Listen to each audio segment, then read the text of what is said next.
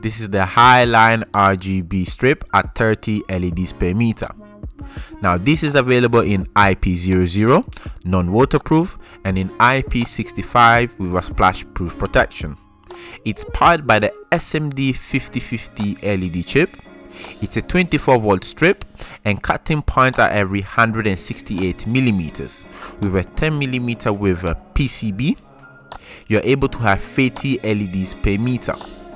It will then generate 540 lumens per meter of brightness at 7.4 watts per meter of power consumption. Click on the like button if you like this video and subscribe to our channel.